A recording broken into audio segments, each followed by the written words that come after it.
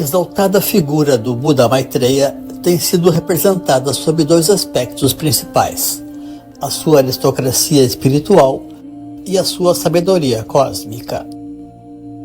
A sua nobreza temos já explicado através de suas diferentes missões em função das energias da atual transição planetária. E a questão da sua sabedoria, na verdade, também pode ser compreendida em termos semelhantes. Iniciemos, pois, com uma citação de palavras do Buda Gautama sobre a vinda do futuro Buda Maitreya. No devido tempo, irmãos, virá ao mundo o exaltado Buda Maitreya. Levantar-se-á guiado por sabedoria e bondade em abundância, com a ciência dos mundos insuperável como um guia para os mortais, aos quais conduzirá como um mestre dos deuses e dos homens. Será um exaltado Buda, assim como sou neste momento. Ele por si só conhecerá e verá plenamente a natureza deste universo, com seus mundos dos espíritos, seus Brahmas e Maras, e seu mundo de solitários e Brahmanes, de príncipes e povos, assim como eu, neste momento, por si só, o conheço e os vejo por completo. Podemos, quiçá, resumir tal apologia nas palavras ciências dos mundos, em alusão a uma astrologia cósmica de grande precisão e eficácia.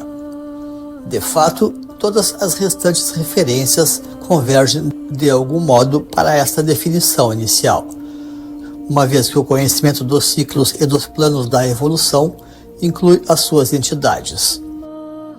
O texto citado é sintético, mas reporta-se positivamente a alguns dos maiores mistérios da espiritualidade, e também seus contrastes, como Brahmas e Maras, ou deuses criadores e deuses destrutivos, solitários e Brahmanes, referente a Budas e sábios, e príncipes e povos, em alusão às hierarquias sociais. Trata-se, pois, de conhecimentos necessários ao bom cumprimento das missões de Maitreya, em termos de cosmologia, angiologia e sociologia, entre outros. Assim, Maitreya será um sábio cósmico e um grande astrólogo planetário, trazendo plena luz sobre os mistérios do relógio cósmico.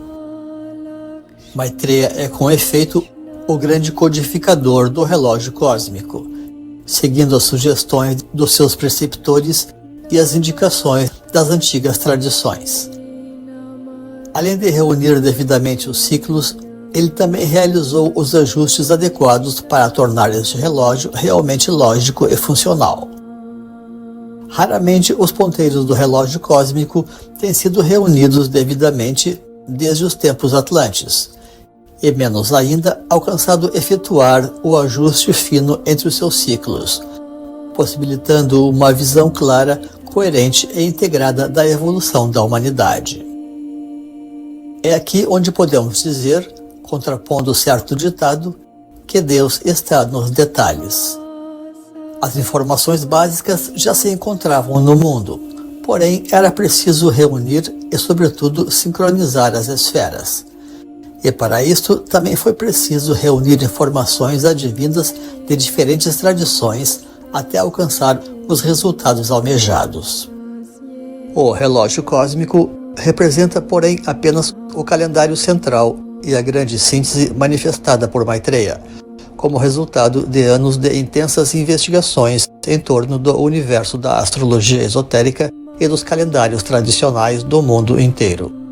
Maitreya também organizaria outros calendários importantes para fins específicos, sobretudo de teor social, voltado para a evolução da nova raça raiz. Maitreya vem resgatar, portanto, os saberes perfeitos primordiais da hierarquia, trazendo um ecumenismo verdadeiro e essencial para todo o mundo. Maitreya ensina sobre a evolução da humanidade de forma plena e primorosa. Um aspecto muito importante em relação aos seus ensinamentos é que toda a sua vasta obra está objetivamente edificada sobre a ciência iniciática. Raças, rondas e castas, tudo sempre tem por base a espiritualidade dos estágios evolutivos humanos, hierárquicos e divinos. Estes fatos seriam, porém, novidades para o mundo? Não de todo, porque, uma vez mais, temos aqui claras referências aos dharmas espirituais da raça ária. Estamos falando, pois, dos adeptos de quinta iniciação que coroaram a hierarquia espiritual desta humanidade. Toda esta rica e pulsante experiência histórica deságua hoje de maneira um tanto surpreendente para servir de base para os ciclos cósmicos da humanidade que se aproximam. Talvez o grande diferencial seja, a parte naturalmente, o resgate de muitos saberes perdidos nesta e em outras áreas, em função da aberta divulgação que receberão doravante esses enaltecidos saberes, até então tidos como secretos ou sigilosos. Uma das razões dessa abertura será justamente a chegada de um grande ciclo planetário fundado em tais energias, permitindo a socialização destes conhecimentos e que será o nosso tema a seguir.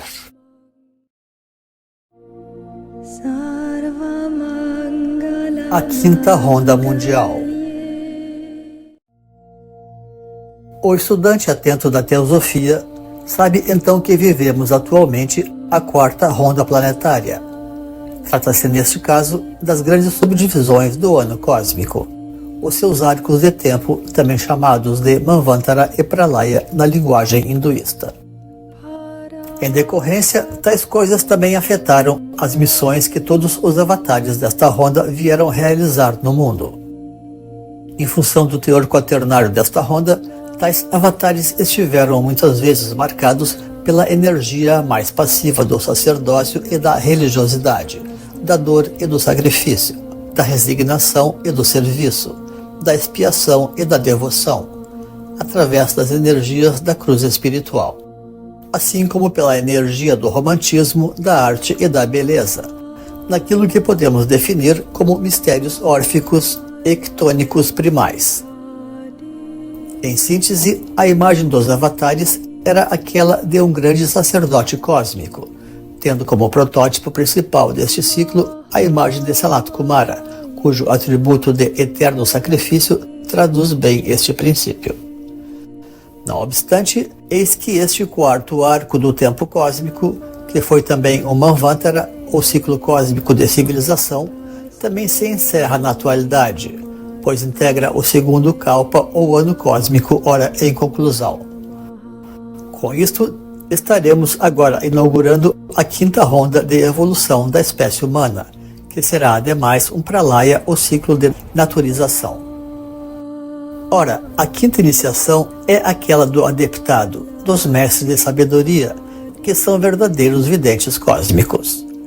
Daí as altissonantes referências das profecias budistas sobre a exímia e perfeita sabedoria que Maitreya manifestará. Com efeito, e para encerrar este tema com ares sapienciais, o conhecimento técnico e simbólico representa também uma característica da nobreza espiritual, nos termos do ocultismo ou dos saberes ocultos. É bem conhecido o famoso sermão silencioso do Buda Gautama, onde ele meramente apresenta um lótus em sua mão. Analogamente, Maitreya poderia apresentar um sermão mudo mostrando apenas uma forma geométrica, quiçá um dodecaedro, que para Platão era a forma regular de simbolismo mais avançado das energias, ou mesmo um icosaedro, já que ambos trazem referências cósmicas importantes para os novos tempos. Da mesma forma como um lótus poderia induzir ao intuir sentir, uma forma geométrica poderia levar ao intuir saber. No simbolismo tradicional, muitas vezes as flores substituem com efeito geometrias sagradas. Durante toda a Era de Peixes, ou mesmo além, o conhecimento foi tratado como um tabu, por afastar supostamente de Deus. Neste sentido, uma das grandes tarefas de Maitreya é reharmonizar essas dimensões humanas e da espiritualidade, equilibrando a fé e a gnose, sob os marcos do perennialismo. Conhecimento é magia e iluminação, porém a verdadeira magia está na realidade, quer dizer, no conhecimento verdadeiro, porque a realidade é mágica e é iluminada. Somente a verdade tem a força do ser e do realizar. Apenas a realidade é construtiva e edificante. Tudo isso Maitreya vem demonstrar ao oferecer um conhecimento verdadeiro reunido à sabedoria.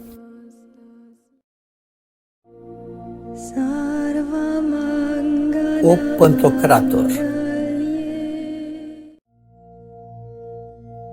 São conhecidas as grandes virtudes divinas de onipotência, onipresença e onisciência, podendo-se ainda acrescentar a onisciência, o poder de tudo sentir. A Trindade Divina divide entre si estas virtudes, caracterizando melhor o Deus Pai o poder, o Deus Filho o amor e o Deus Espírito a sabedoria. Por consequência, os avatares também personificam uma ou mais dessas virtudes, quiçá acumulando-as paulatinamente. Observando as profecias, não é tão fácil qualificar a virtude dominante do avatar aguardado, uma vez que os mitos se dividem nas suas atribuições. O Kalki Avatar e o Cristo do Apocalipse podem ser vistos como um guerreiro, coisa que pode corroborar a ótica ortodoxa do Pantocrator, o Todo-Poderoso. Mas Maitreya costuma estar associado à compaixão e à sabedoria. Isso nos leva a considerar a questão racial, pois a sexta raça raiz, que inicia agora, corrobora esta energia amorosa que não deixa de resgatar aspectos da Era de Peixes. O jarro do aguador pode remeter ao quarto centro ou ao coração espiritual, e ainda aludir à fluência da sabedoria cósmica, acumulada pelo ancião Saturno, que rege o signo de Aquário, em alusão também à nova raça e à ronda que vem concluir. A astrologia sideral pode então auxiliar, por fim, a conhecer essas energias. O signo de Aquário envolve a sabedoria cósmica e a fraternidade, valendo lembrar que o citado Pantocrator carrega um livro sapiencial que, obviamente, não representa apenas o Evangelho, mas a própria sabedoria espiritual plena, que está resumida no Apocalipse de São João, ou mesmo nos misteriosos livros de Dzian. O livro simboliza, pois, aqui a própria sabedoria iluminada, correspondendo, de certa forma, ao jarro cornucópia que carrega o aguador de Aquário quando verte sobre a terra a verdadeira luz da sabedoria divina. Neste caso, o Todo-Poderoso se revela também o Todo-Sapiente, na tradicional vinculação entre poder e conhecimento, presente em tantos mitos sagrados como Minerva, Atenas, Manjushri e Kuan-Ti.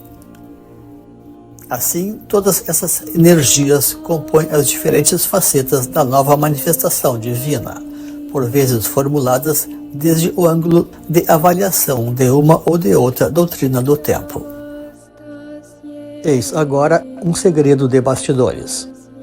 Uma das razões pelas quais Maitreya iluminou-se da forma como fez, a parte toda a excelente preparação prévia que realizou e as demandas destes tempos para tal, foi justamente em função do seu genuíno amor pelo conhecimento puro, ou Jnana Yoga. Mais pontualmente, ele manifestou obediência ao pedido dos mestres de abrir mão da astrologia comum, pela qual não apenas tinha grande apreço, como também vinha sendo muito bem sucedido profissionalmente, para se preparar melhor ainda, visando um futuro entendimento da astrologia esotérica, o que aconteceria após a sua iluminação. Ele nutria, pois, esta motivação íntima e demonstrara a disposição de pagar o preço pela revelação. Tudo isto exemplifica quantas renúncias pode haver no caminho de um Buda.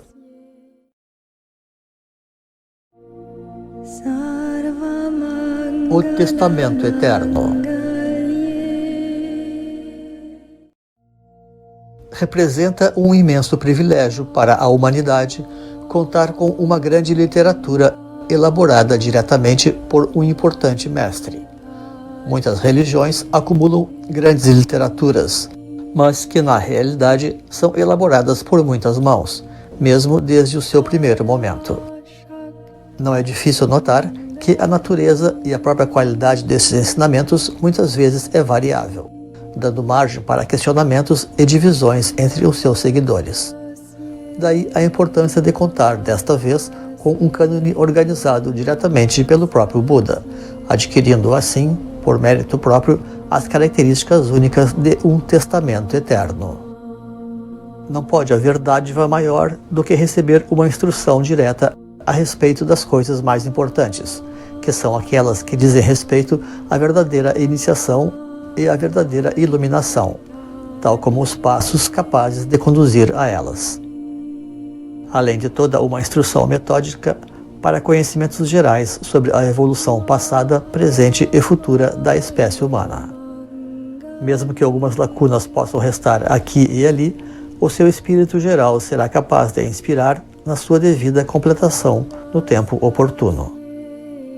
Talvez a humanidade jamais tenha tido esta oportunidade ao longo de toda a sua história, inclusive por razões técnicas, já que a arte da escrita somente agora representa uma técnica fluida dentro da conta dos milênios nas quais vêm os avatares.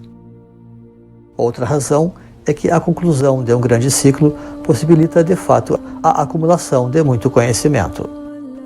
Como já anunciamos, esse tipo de conhecimento tem sido elaborado ao longo dos tempos, seja pelo gênio individual ou coletivo. Porém, ele jamais tem sido detalhado tão didaticamente e de forma aberta para o grande público. Uma das mais destacadas virtudes do novo Buda é, portanto, a sua sabedoria cósmica, já anunciada nas antigas profecias budistas. Vivemos tempos de cumprimento das profecias, de modo que todos os sinais já se acham presentes na Terra, nesta atual transição de raças. A sabedoria iluminada de Maitreya já pode ser conhecida em toda a sua amplidão, até porque nada há mais a ocultar, na ampla revelação que caracteriza a abertura das escolas de mistérios das eras positivas do mundo. Maitreya é o sábio mais completo que jamais existiu. Como um verdadeiro triplo tesouro, a sua obra é a mais extensa, a mais profunda e a mais diversificada possível.